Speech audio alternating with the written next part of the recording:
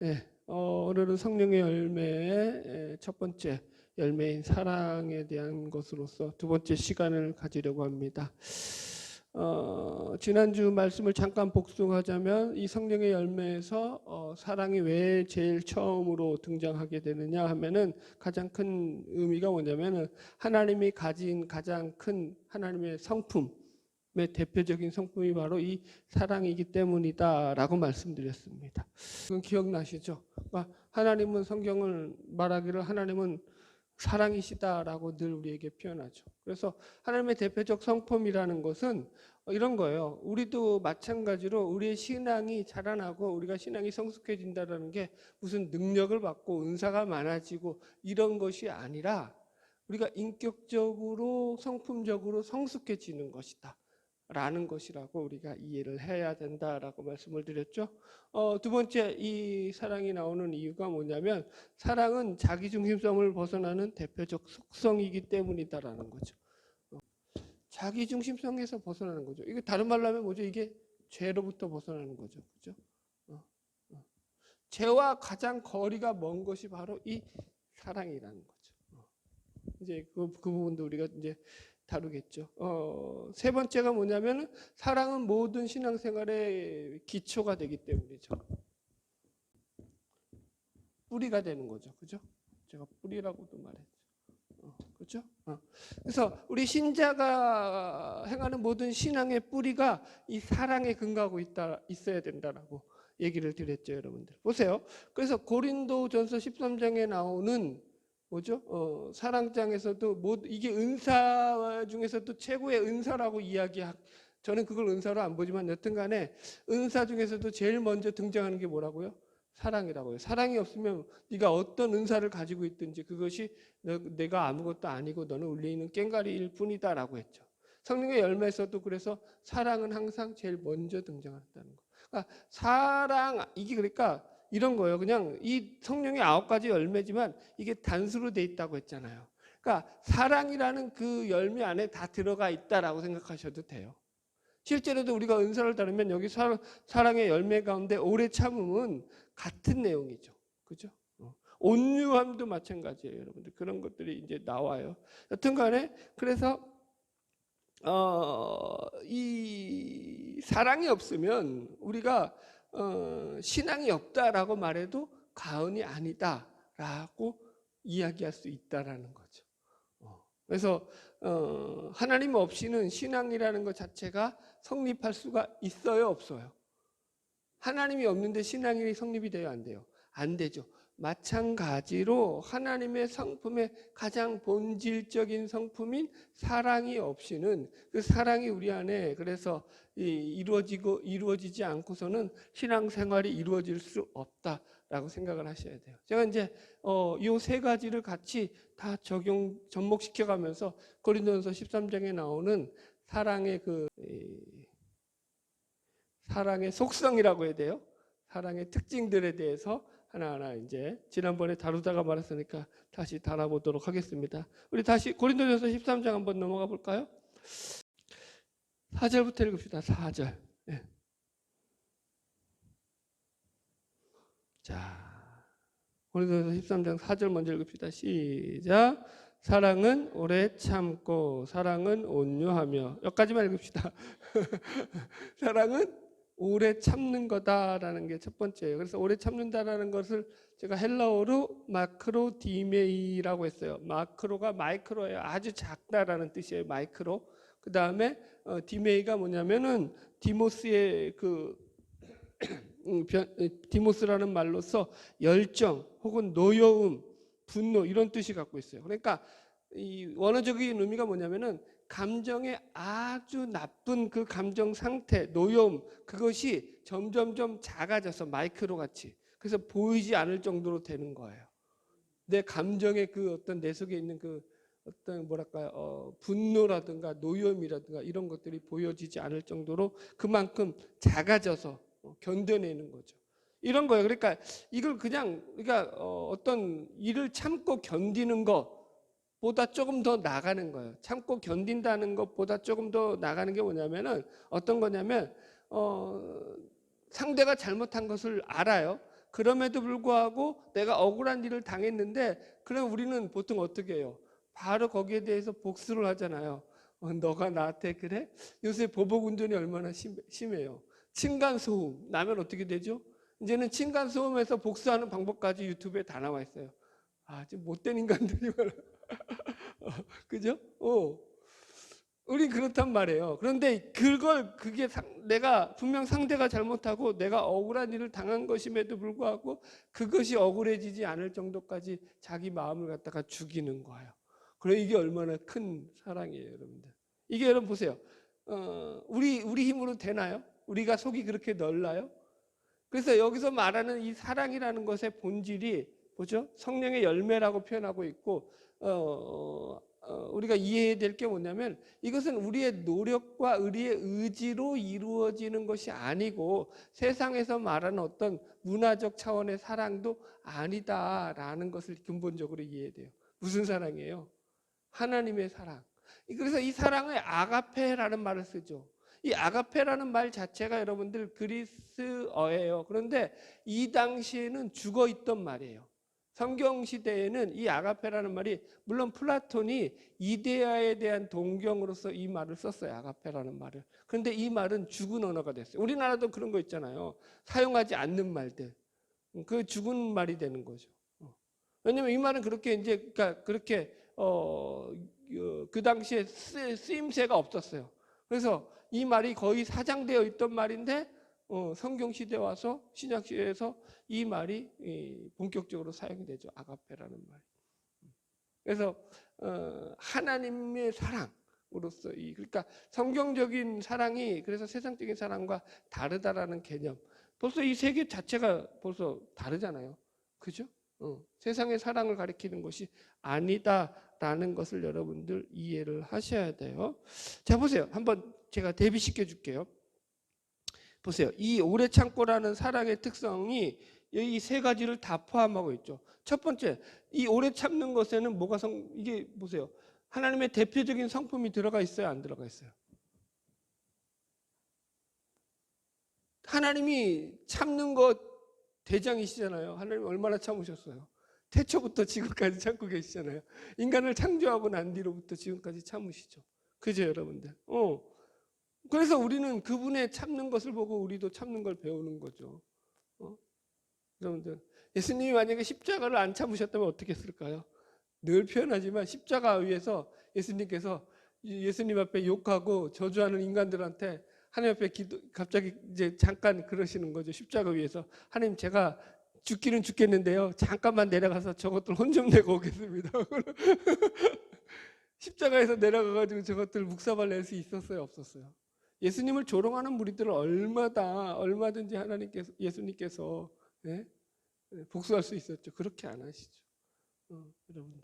그래서 이 하나님의 대표적인 성품에 이 오래 참음이 들어가 있죠. 보세요. 이 오래 참는다라는 것은 또 두 번째로 자기 중심성을 벗어난 사람이어야지만 참아진다고요. 그죠? 내가 난데라는 자기 중심성에 꽉 묶여 있으면요. 참아져요, 안 참아져요? 안 참아지죠, 여러분. 이게 올라오잖아요. 세 번째가 뭐라고요? 신앙생활의 기초. 보세요. 오래 참는 것을 여러분들은 예수 믿고 난 뒤에 가장 많이 하는 여러분들의 신앙생활의 모습 가운데 하나로 나타나지 않느냐라는 거예요. 예수를 믿고 난 뒤로 여러분들이 제일 많이 한 게 뭐였죠? 참는 일이었죠. 안 그래요? 예수 믿기 전에는 안 참았죠. 근데 믿고 난 뒤에는 참죠. 뭐 때문에 참죠? 내가 인격이 훌륭해서 인품이 아니에요. 예수님 때문에 참죠. 그분이 전해져야 되고 그분의 사랑이 우리 안에서 증거되는 바로 이런 것들이죠. 그렇죠? 이렇게 다 연결되어 있다라는 거예요.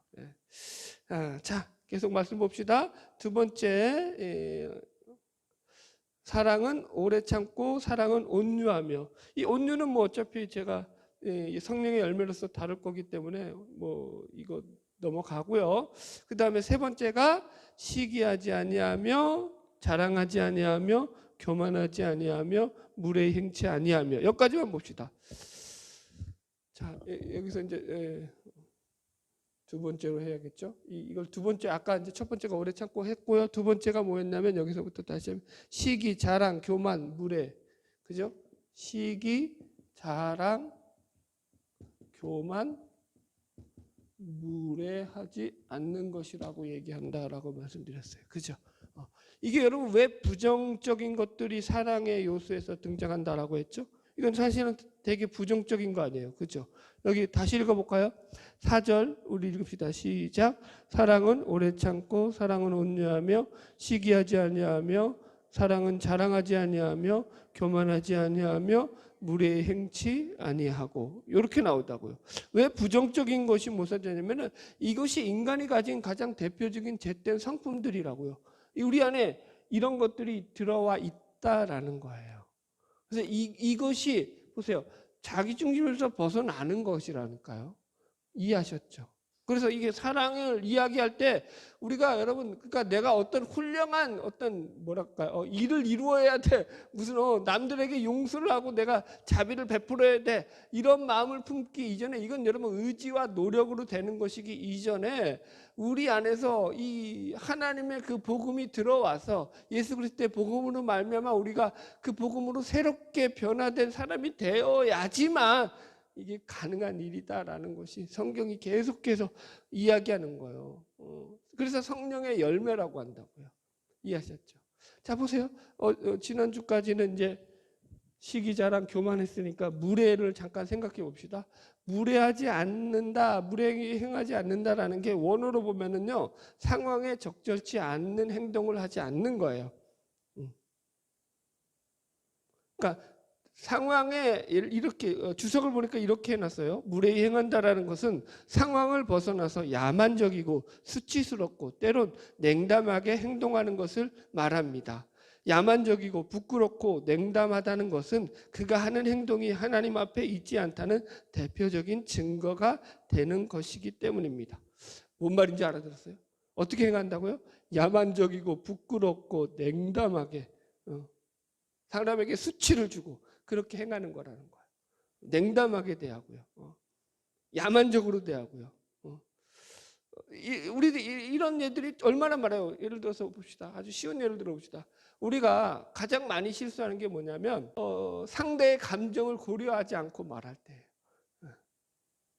자기 중심성을 가지고 말하죠. 집사람이 오늘 이제 겨울 옷을 이제는 양복을 집어넣어도 되지 않겠느냐 이제 날씨가 풀렸으니까 그럼 제가 아니야 더 필요해라고 하면 되잖아요 대답을. 근데 이제 저는 그런 스타일이 아니잖아요. 조목조목 따져 들어가는 스타일이잖아요. 아직 오늘만 날이 풀렸다. 이게 오늘만 따뜻하지 언제 또 추워질지 아느냐. 꽃샘추위도 안 갔는데 뭐 하여튼가 잔뜩 얘기하면서 그러니까 이게 집어넣지 말라는 얘기죠. 그러니까 우리 집사람이 그렇게 얘기했어요. 그냥 아니야 여보 아직 내버려도 그 한마디만 하라고. 그럼 안 된다고. 무슨 말인지 이해하겠죠. 자기 중심성에 빠져 있다니까요, 여러분들. 자기 생각에 집중되어 있는 거죠, 여러분들. 그래서 우리는 늘 조심해야 될 게 뭐냐면은 말을 할 때 상대방이 어떻게 생각할까를 늘 염두에 두고 생각을 해야 돼요. 그게 이제 사랑인 거죠. 보세요. 이런 내용들을 자기 중심적인 관점에서 바라보면은요, 어떤 일이 벌어지냐면은요, 막 자기 자아에만 집중해가지고 이런 것들을 생각하게 되면은요, 시기와 자랑과 교만과 무례히 행하는 것들 모두가 이게 사실은 외부에서 벌어지는 어떤 일들을 자기 속으로 끌고 와가지고는 자기 안에서 그걸 갖다가 자기 중심성으로 해석해 되다 보니까 어떤 생각이 들어오냐면은 시기와 자랑과 교만과 무례함이 나온다고 했어요. 그래서 지난주에는 이걸 제가 열등감과 우월감의 차원에서 풀어드렸죠. 이거 옛날에도 얘기했는데 이런 예를 들어 드릴게요. 예전에 이제 제가 아는 선배 목사님이 목양지가 되게 힘든 곳에 계시다가 좋은 목양지로 아주 그냥 이거는 목사들에게는 진짜 뭐랄까요 천에 하나 만에 하나 거의 없는 일인데 어떻게 하나님의 은혜로 이제 그렇게 목양지로 옮겨가게 되셨어요. 그래서 이제 그분을 만나가지고 막 축하드린다고 기뻐하면서 아주 친한 분이기 때문에 같이 즐거워하고 좋아했죠. 그런데 그때 이 목사님이 저에게 이런 얘기를 했어요. 당신이 이제 거기 자리를 좋은 목양지로 옮기고 나서 사람들로부터 말을 듣게 됐는데 들었던 말이 뭐냐면은 정말로 같이 기뻐하면서 나처럼 이제 저처럼 축하해주고 막 그렇게 했던 것이 아니라 오히려 배 아파하고 시기하면서 너가 어떻게 그런 자리를 가냐라고 하더라는 거죠, 여러분들. 그런 사람들이 훨씬 많았다라고 했던 말을 하셨던 것이 기억납니다. 자, 보세요. 왜 이런 거죠? 이걸 우리 자아 중심적인 것과 연결해 보면 이런 거예요. 그냥 이 사람이 잘된 것을 잘된 일로 받아들일 수도 있잖아요, 얼마든지. 근데 인간은 그렇지 않다고요. 그걸 어떻게 받아들이냐면은 나는 저 인간보다 더 잘나고 더 똑똑한데 나는 이렇게 열심히 했는데 나에게는 왜 그런 행운은 오지 않고 저 별 볼 일 없는 저 사람에게는 왜 저렇게 큰 행운이 돌아가는 거야? 라고 생각을 하는 거죠. 그럼 거기에 뭐가 생겨나죠? 시기가 생겨나는 거죠. 여러분 참 우습죠. 보세요. 오늘날 우리나라도 이 문화 환경이 다 어떠냐면은 무한 경쟁 사회죠. 무한 경쟁 사회다 보니까 보세요. 경쟁 사회 속에서 누가 나보다 조금 더 좋은 조건으로 실력이 비슷해요. 근데 나보다 더 좋은 대우를 받고 좋은 조건의 그런 어떤 대우를 받는다 그러면은 거기서 뭐가 생겨나죠? 질투가 생겨난다고요. 성경은 이런 것들이 바로 우리 마음에 있는 그런 죄성이라는 거죠. 사돈이 땅을 사면 배가 아파요? 안 아파요? 아파요. 왜 아파요? 사돈이 땅 산 거하고 내가 무슨 상관이 있는데, 그죠? 자, 보세요. 저기 전혀 모르는 사람이 뭐 아팠다고 집 산 건 그건 모르니까 배가 안 아파요. 그런데 사돈은 바로 나하고 가까이 있는 사람이거든. 그럼 저 인간이 잘 되는 걸 보니까 그러면 거기에 대해서 나는 뭐가 느껴지는 거예요? 자기 중심성으로 볼 때는 자기 스스로 자기는 박탈감을, 자기는 그냥 그대로 있는데도 불구하고 상대왕이 올라감으로 해서 자기는 박탈감에 빠진다고요. 이게 여러분들 인간이 가진 죄성이라는 거죠, 여러분들. 그래서 여러분 결국은 신앙이라는 것이 자기 자신에 대해서 이런 자랑이나 교만하거나 자기의 유익을 구하는 것을 먼저 깨부숴야 한다라는 게 신앙의 훈련의 첫 번째 주제들이라는 것을 우리가 확인할 수 있습니다. 그래서 여러분 어떻게든지 여러분들 지금 이 부정적인 것들이 우리의 본성 속에 여러분들 다 담겨져 있다는 걸 우리가 알고 있잖아요. 누가 말하지 않아도 우리에겐 다 이런 악한 본성이 있어요. 그래서 그런 쪽에 마음을 빼앗기지 않으려고 노력하며 살아야죠. 조나단 에드워즈 목사님의 인생 철학 5가지 중에서 제일 마지막 5번째 내용도 그거였어요. 내가 당장 내일 죽을지라도 내가 만약에 그것에 대해서 내가 즐거워하지 않고 내가 좋아하지 않는 일이라면 그 일을 남에게도 시키지 않을 것이다. 무슨 말인지 알겠어요? 자기는 싫어하면서 남에게 시키죠. 참 악한 짓이죠, 여러분들. 그래서 여러분들 우리가 늘 이런 것들을 잘 반성하고 돌아봐야 되는 거죠. 자, 3번째가 뭐냐면 우리 5절 읽읍시다. 13장 5절 시작. 무례히 행하지 아니하며 자기의 유익을 구하지 아니하며. 자, 그거까지만 합시다. 자기 유익을 구하지 않는 거예요. 물론 이제 이것도 부정적인데 이건 제가 이제 따로 떼어냈어요. 첫 번째가 오래 참음이었고, 두 번째가 시기자랑 교만 무례 행치 않는 거고, 세 번째가 자기의 유익을 구치 않는 거다라고 제가 정리를 했어요. 이 자기의 유익을 구치 않는다라는 것, 그러니까 자기의 유익을 구한다라는 건 다른 말로 하면 뭐예요? 계산적인 삶을 살아가는 것을 가리키는 거예요. 그러니까 상대를 자신의 이익의 대상으로 보고 생활하는 거죠. 근데 현대사회는 다 그런 사랑을 하고 있죠. 어떤 사랑이죠? 자기에게 이익이 되는 사랑. 사랑도 어떻게 하죠? 그 사람이 자기에게 유익을 주는 사람이죠. 그래서 사랑을 하죠. 저 사람은 유머스러워. 아니면 저 사람은 지식이 많아. 저 사람에게서 난 배울 게 있어. 그러면 그 사람을 계산적으로 생각하고 교제를 하죠. 그죠? 그러나 만약에 그 사람을 만나면 나는 마이너스인 거 자꾸 나는 마이너스가 돼. 그러면 어떡하죠? 손절하죠. 너는 내 인생에서 손절하고 우리는 끊어버리죠. 예수님이 만약에 그렇게 생각했다라면 여러분들 예수님의 제자들 중에서 나만 할 인간은 한 명이라도 있을까요? 없을까요? 없죠. 다 손절의 대상이죠. 예수님은 자기의 유익을 구하는 차원에서 사랑을 실천하지 않으셨다라는 거죠. 여러분들 보세요. 지금 사람들은 예수를 믿어도 어떻게 믿죠? 교회를 왜 나오죠? 자기를 위해서 나온다고 얘기하죠. 하나님을 믿어도 왜 믿죠? 자기를 위해서 믿죠. 그냥 자기가 믿는 신을 믿는 거죠, 여러분들. 자기를 위하는 것이 항상 1차적인 거예요. 하나님의 영광을 여러분들 어떻게 영광을 위해서 살아야 되는지는요, 그게 크게 관심이 없다라는 거죠. 만약에 그래서 그런 식으로 신앙생활을 할 때 자기에게 보탬이 안 된다고 생각해요. 그럼 어떡하죠? 교회도 버리고요, 하나님도 버리죠. 그건 신앙이 아닌 거죠, 사실은. 그래서 사랑이라는 것은 항상 자기 중심성을 계속 강조하지만 내려놓아야지만 그 안에서부터 이루어지는 것이다. 가장 자기 중심성과 대치되는 그런 성품이 사랑이다라는 것을 이해해야 돼요. 자, 보세요. 이 자기 유익을 구한다라는 것, 구하지 않는다라는 것을 하나님의 성품과 연결시켜서 잠깐 생각해 봅시다.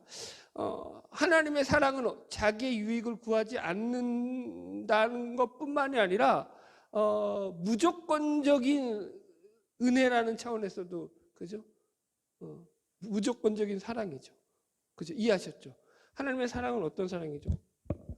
이걸 하나님의 사랑으로 비교하면은, 하나님의 성품으로 비교하면 하나님은 무조건적이죠. 그렇죠? 하나님의 유익을 계산하지 않죠. 그냥 무조건적으로 사랑을 하셨죠. 자, 대표적인 예를 하나 찾아봅시다. 요한복음 13장 1절을 가봅시다. 같이 읽읍시다. 시작. 유월절 전에 예수께서 자기가 세상을 떠나 아버지께로 돌아가실 때가 이른 줄 아시고 세상에 있는 자기 사람들을 사랑하시되 끝까지 사랑하시니라. 그럼 보세요. 요한복음에서 이제 사랑에 대한 얘기가 많이 나오고 사도 요한을 사랑이라고 많이 얘기하죠. 근데 여러분들 요한복음에서도 마찬가지고 이 사랑이라는 말이 어디에서 집중적으로 이제 쏟아져 나오는지 아세요? 대충 감이 있지 않아요? 언제부터 사랑이 쏟아져 나오죠? 이 사랑이라는 단어가 요한복음에서 예수님이 십자가에 달려 죽으실 때가 가까이 올 때부터 요한복음에서 계속 사랑이 쏟아져 나오죠. 지금도 마찬가지예요. 지금 예수님이 이제 십자가에 달려 죽으실 때를 아시고요, 아버지께로 돌아가실 때를 아시고 세상에 있는 자기 사람들을 사랑하실 때 끝까지 사랑하시다라고 말씀하셔요. 끝까지 사랑하신다는 거예요. 그러면 보세요. 이렇게 사랑하신다고 하신 그 시점이 어느 시점이냐면은 3년 동안 동행하고 함께 가르쳤던 제자들이 예수님을 배반하고 배신하고 떠나갈 그때라는 거예요. 이때가 어떠냐면, 자 보세요. 13장 2절 보세요. 끝까지 사랑하시니라 해놓고 그 뒤에 나오는 대조적으로 나오는 말씀이 뭔지 보세요. 시작. 마귀가 벌써 시몬의 아들 가룟 유다의 마음에 예수를 팔려는 생각을 넣었더라. 뭘 얘기하고 있죠? 예수님은 끝까지 사랑을 얘기하는데 그 사랑이 지금 뭘로 대조되고 있죠? 제자 가룟 유다의 배반과 대조되고 있죠. 이해하시겠어요, 여러분들? 지금 한 장 더 넘겨보세요. 13장 38절 보세요. 13장 38절 시작. 예수께서 대답하시되 내가 나를 위하여 내 목숨을 버리겠느냐? 내가 진실로 내게 이르노니 다 굴기 전에 내가 3번 나를 부인하리라. 예, 베드로의 부인에 대해서도 예수님은 지금 얘기하고 계세요. 그러니까 예수님은 지금 끝까지 살아가신다고 하는 이 기록 자체 속에서 뭘 나타내고 있냐면은 끊임없는 제자들의 배반과 배신에도 불구하고 그들을 버리지 않고 사랑하신다라는 것이 지금 증거되고 있다고요. 여러분들 보세요. 이제 곧 예수님께서는 십자가에 달려 죽으시고 제자들은 너나 할 것 없이 예수님을 배신하고 도망칠 겁니다. 이거 예수님이 누구보다 더 잘 알고 계셔요. 그죠? 여러분 보세요. 우리가 만약에 3년 동안 누구를 거두어서 그에게 잘해 주었다고 합시다. 근데 그런 사람이 자신을 배신한다고 생각해 봐요. 근데 그게 하나 둘이 아니라 전부가 다 배신을 한다고 생각해 봐요. 여러분, 그러면 그런 자들을 위해서 끝까지 사랑할 마음이 생길까요? 안 생길까요? 우리는 알면은 안 생기죠. 이해 가세요? 여러분, 자기가 인간은 어떻게 죠? 자기가 고통스러우면요, 상대를 생각할 수가 없다고요. 내 코가 석자인데 무슨 이러죠. 지금 예수님은 십자가의 죽음을 놓고 계시다고요. 근데 그 십자가의 죽음 앞에서도 그 예수님께서 가장 많이 생각했던 자들이 누구냐면 그분의 제자들이었다고요. 그분의 제자들을 사랑하는 일이었다고요. 이제 요한복음 14장부터 그래서 계속 이제 보세요. 계속 사랑이 얼마나 많이 나오는지 몰라요. 여러분들. 예전에 저희 집이 이제 제가 어릴 때 대장간을 했어요. 제가 이제 강원도 원주 살 때인데 저희 집안은 대장간 집안이에요. 그래서 저희 아버님 때들은 전부 다 할아버지 때부터 해가지고 대장간을 물려받았는지 몰라요. 정확하게 모르는데 하여튼 그날 우리 아버지도 대장간, 그 다음에 우리 작은 아버지들도 다 대장간을 했어요. 그러니까 대장간을 했는데 그때는 그게 그러니까 그때만 해도 무슨 시절이에요? 농사를 짓던 시절이잖아요. 농기구들을 팔던 시절이기 때문에 꽤 잘 됐어요. 그러다 보니까 제가 그때 삼촌들이라고 불렀던 그런 일꾼들이 참 많았어요. 그런데 제 기억에 기억나는 건 뭐냐면요. 이 삼촌들이 일을 좀 배워가지고 좀 써먹을 만하면은 그때 이제 집에서 같이 숙식하면서 살았거든요. 도망치고. 일을 좀 배워서 이제 좀 써먹을 만하면 도망치고. 그래서 아버지 어머니가 맨날 이 일꾼 뽑느라고 그렇게 고생했던 기억이 제 머릿속에 남아 있거든요. 이런 거죠, 여러분들. 보세요. 지금 3년 동안에 예수님은 모든 사랑을 다 쏟아 부으셨는데 그들이 이제 예수님을 배반하고 도망갈 그 앞에 놓인 거죠. 여러분, 그럼에도 불구하고 그 결과가 전혀 보이지 않는데도 불구하고 예수님은 그 사랑을 멈추지 않았다라는 것이 지금 끝까지 사랑하신다라는 말에 의미가 있는 거예요. 여러분. 그러니까 예수님은 여기서 예수님의 어떤 유익을 구하거나 자신의 어떤 그 계산적인 생각을 가지고 그들에게 사랑을 나누었던 것이 아니다라는 것을 우리가 확인하게 되는 거죠. 이해하셨죠? 우리의 사랑도 그래야 되죠. 이게 뭐가 다른지 이해가 가시겠죠? 자기의 유익을 구하지 않는 사랑. 그러니까 세상의 문화는요, 나에게 너가 보탬이 되는지 실력을 보여달라는 거예요. 요즘은 사랑이 그거죠. 사랑도. 여러분, 결혼도 어떻게 하죠? 집안이 맞아야 한다는 거예요. 이제는 좀 잘 사는 집안은 더 하죠. 우리 집안에 비해서 스펙이 떨어져 이러죠. 네가 사귀는 애는. 그래서 못 시키겠다는 거죠.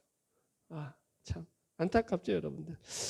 여튼 그래서 이런 사랑이 우리 안에 없는 사랑이고 하나님 없이는, 성령의 임재가 없이는 절대 성취될 수 없는 사랑이다라는 차원에서 이것이 성령의 열매다라는 것을 기억하시기 바라요. 마지막 하나만 살피고 마칩시다. 다시 고린도전서 13장 넘어갑시다.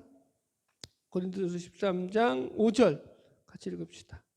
5절로 6절까지 읽읍시다. 시작.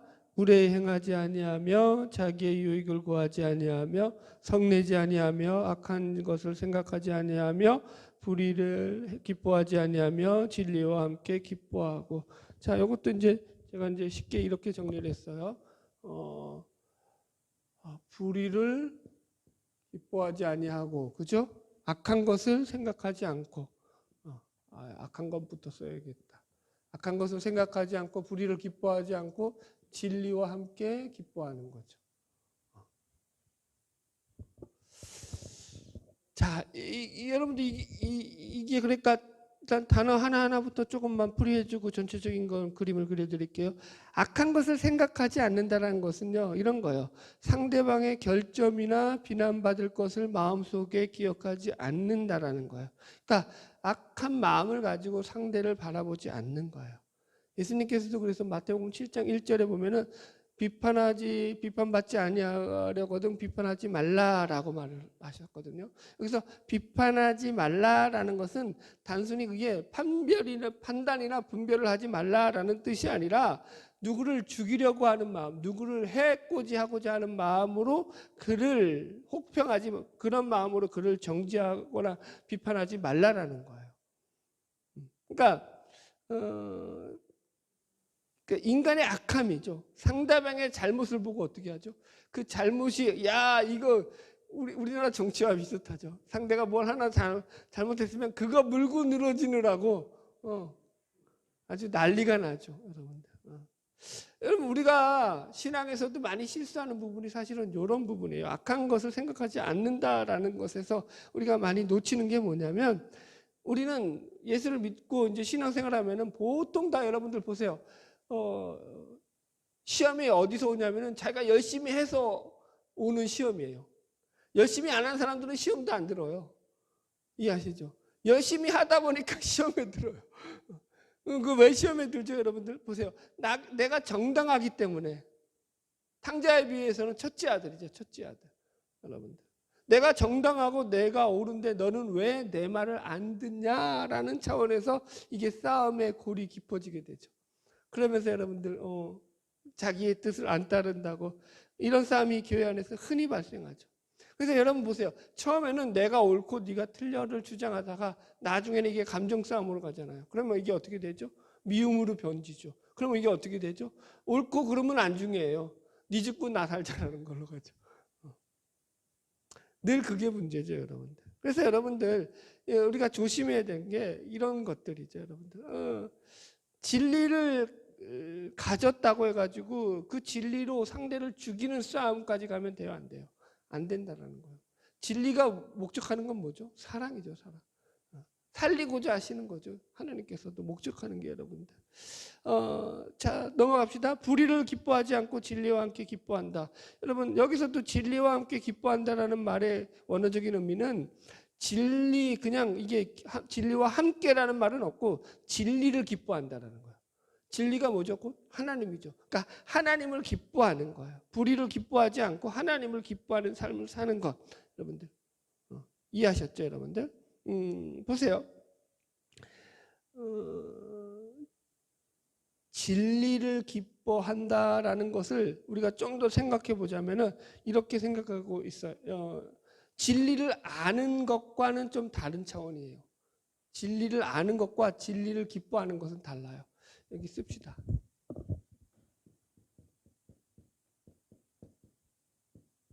자, 보세요. 진리를 아는 것이 진리를 기뻐하는 것과 어떻게 다르냐면은 마귀도 진리를 알아요. 이해하셨어요? 마귀가 하나님을 알아요, 몰라요? 누구보다 잘 알죠. 그죠? 그러나 마귀가 하나님을 기뻐해요? 싫어해요? 싫어하죠. 이해하셨죠? 여러분, 마귀는 누구보다 진리를 잘 알죠. 우리가 착각하는 게 내가 진리를 잘 알기 때문에 나는 신앙이 좋다라고 생각할 수 있어요. 여러분, 진리를 아는 것과 신앙이 좋은 건 별개의 문제라는 거예요. 성경을 우리가 많이 알아야 되지만 그렇다고 해서 그것이 꼭 뭐예요? 진리를 기뻐하고 그 안에 사랑으로 충만한 삶을 살아가는 삶은 아닌 거죠. 마귀도 진리에 대해 누구보다 잘 알고 있었지만 그러나 마귀는 여러분 우리가 어느 누구도 마귀를 향해서 사랑이 많어 라고 얘기하고 있지는 않죠. 마귀를 사랑이 많은 존재라고 우리는 말하지 않죠. 그죠? 여러분들. 그래서 진리를 기뻐하는 것이라는 것은 바로 우리 안에서 그 하나님을 알아가는 그 기쁨을 가지고 날마다 하나님을 기뻐하면서 즐거워하면서 살아가는 거예요. 그래서 보세요. 이건 다른 말로 하면은 곧 하나님에 대한 열망과 하나님에 대한 갈망을 가지면서 사는 거죠. 이해하시겠죠? 네. 이게 사랑이에요. 보세요. 이게 진짜 보세요. 불의를 기뻐하지 않고 악한 것을 생각하지 않고 진리를 기뻐한다라는 게 여러분 우리가 상식적으로 세상적인 사랑에서 이런 게 말이 돼요? 이걸 세상에서는 정의라고 하지 사랑이라고 말하지 않잖아요. 근데 성경에서는 이게 사랑이라고요.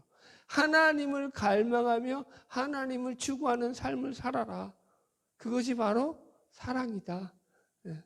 사랑을 갖다가 죄와 어떤 함수를 가졌는지를 잠깐 설명하고 말씀을 정리하겠는데요.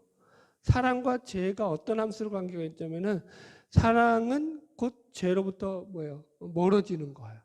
그 다음에 자기중심성에서 멀어지고 자기중심성에 빠져 있으면 사랑은 곧 소멸되는 거죠. 그래서 우리가 우리의 신앙 가운데서 우리가 사랑을 붙들고 있느냐 그렇지 않느냐가 매우 중요하다라는 거예요. 그것은 그래서 이거예요. 보세요. 많은 사람들이 이 죄라는 것을 착각하는 게 어떤 오해를 가지고 있냐면은 나는 그냥 살면서 그렇게 악한 짓을 하지 않았어요. 나는 남들에게 그렇게 해코지도 하지 않았고 무슨 도덕적으로 윤리적으로 그렇게 나쁜 짓을 하지도 않았고 사법적으로 뭐 형사법적으로 감옥에 갈 만큼 그런 죄를 짓지도 않고 살았어요. 나는 성실하게 살았고 노력하며 살았어요. 남들에게 그렇게 폐를 끼치지 않고 살았어요. 그런데 왜 내가 죄인이냐 말이냐 라고 말하죠. 여러분, 기독교에서는 그게 싫다는 거죠. 왜 기독교에서 그걸 죄라고 말하느냐는 거죠. 그러면 그냥 죄를 짓고 악하게 사는 사람이 죄인이지 나는 그렇게 안 살았는데 왜 내가 죄인이라고 하느냐라고 묻는다고요. 어느 유명한 그 신부님이 그랬다며요. 착하게 살면 다 천국에 갈 수 있다라고요. 실제로도 그렇게 생각하는 분들이 많죠, 여러분들. 근데 성경은 그게 아니다라고 얘기하고 있어요. 왜 이러냐면은 죄와 악행을 갖다가 잘못 이해하고 있기 때문인 거예요, 여러분들. 죄라는 것은요, 결국 하나님으로부터 벗어난 거예요. 하나님의 성품이 아직 그 속에 들어와 있지 않는 거예요. 하나님과 끊어진 상태가 죄라고요. 제가 이렇게 설명하고 말씀을 마칠게요.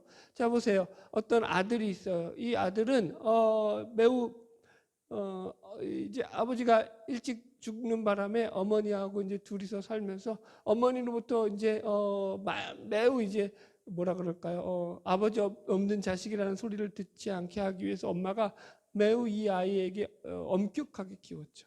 예의가 발라야 된다. 그 다음에 어디에 나가도 사람들에게 호의적으로 대해야 된다. 그리고 또 늘 친절해야 된다. 그리고 성실해야 된다. 나쁜 생각하면 안 된다. 그러면서 늘 이런 이야기들을 하고 살았습니다. 이 아이는 그래서 이제 그렇게 자랐습니다. 예의 있게 바르고 누구보다도 번듯한 청년으로 자랐다고 합시다. 누구보다 질서를 잘 지키는 그런 청년이 되어서 자랐습니다. 그리고 나중에 이제 이 아이가 커서 서울로 지방에 살다가 이사를 가게 됩니다. 그리고 나서 보세요. 이 청년이 서울에 가서도 누구보다 열심히 살아갑니다. 예의 바르고 질서를 잘 지키며 정직하고 사람들에게 호의를 베푸는 그런 사람으로 살아갑니다. 근데 이 청년이 안 하는 게 딱 하나가 있어요. 그게 뭐냐면 엄마와의 연결을 끊는 거예요. 엄마와의 관계를 끊는 거예요. 죽어도 엄마한테 연락을 안 하는 거죠. 엄마의 전화가 와도 받지 않고요. 엄마가 집으로 찾아온다고 하니까 집을 이사해버려요. 그래서 엄마가 찾지도 못한 곳으로 떠나버리죠. 제가 여러분에게 묻겠습니다. 이 청년은 좋은 청년입니까? 나쁜 청년입니까? 무슨 말인지 이해하시겠죠? 도덕적이고 윤리적이고 사람들에게 친절하게 대하고 호의가 있고 여러분 그게 아니라고요. 그가 여전히 거짓말을 않고 그가 여전히 사람들에게 예의를 바르게 행동한다고 할지라도 그는요 아주 나쁜 사람이죠. 그를 키워준 정성으로 키워준 그 어머니와의 관계를 끊고 살아가는 거죠. 우리는 그런 청년을 향해서 배신자라고 얘기하죠. 여러분들. 자, 여러분들 더 쉽게 예를 드릴게요. 제가 이제 목사잖아요. 여러분들 제가 열심히 설교를 준비하고 말씀도 잘 전하고 사람들에게 우리 교인들에게 매우 친절하게 대하고 늘 성실하게 모든 일들을 감당하면서 교회를 잘 돌본다고 합시다. 그럼 좋은 목사라고 하겠죠. 그런데 여러분들이 알지 못하지만 만약에 제가 제 집사람에게 아주 못된 남편이에요. 그래서 제 집사람을 마구 욕하고 제 집사람에게 마구 하면 안 될 그런 무리한 행동을 하고 지금 여태까지 나왔던 거 있잖아요. 이런 사람과 반대되는 행동을 하고 막 그리고 집사람한테 막 상전이 종 부리듯이 막 부려먹으면서 막 이러면서 막 안 볼 때 막 그렇게 함부로 한다고 합시다. 그럼 여러분 제가 좋은 목사예요, 나쁜 목사예요?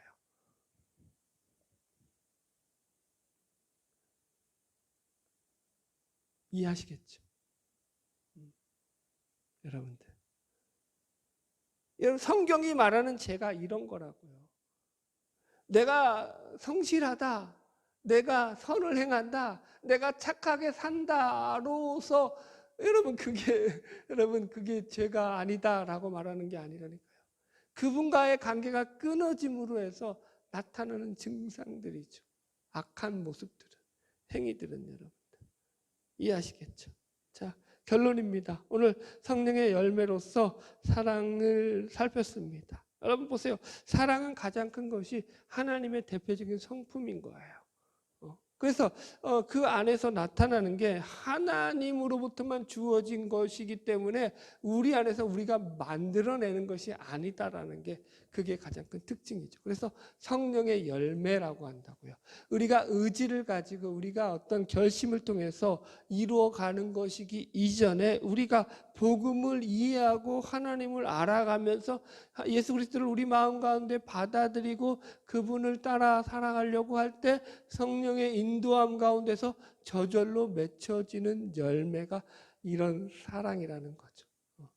여러분들. 그래서 다른 거죠, 여러분들. 그래서 여러분 성령의 열매가 우리 안에서 자라나게 하는 비결은요, 딱 하나밖에 없죠. 뭐죠? 우리가 자꾸 우리 안에서 그 성령께서 우리를 이끌어 가심을 우리가 의지하면서 그분을 따라가는 거라고 얘기하죠. 그렇죠? 그래서 저 전제가 뭐였죠? 이 성령의 열매 전제가 성령을 따라 행하라는 거죠. 그죠? 성령을 따라가라는 거였죠. 그러니까 성령의 인도함을 따라가는 거죠. 그분이 우리 가운데서 우리를 이끌어 가시면 우리가 의지하면서 그분을 따라가는 거죠. 그러면서 우리가 점점 더 하나님을 알아가고 하나님으로 해서 기뻐할 때 우리 안에서 누가 맺으라고 하지 않아도 성령의 열매로서 사랑의 열매가 맺혀지는 거죠. 할렐루야. 바라기는 저와 여러분의 삶을 통해서 주님 안에서 더 가까이 나아감으로 말미암아 사랑의 열매가 주렁주렁 맺혀지는 축복이 있기를 주의 이름으로 축원합니다. 기도하겠습니다.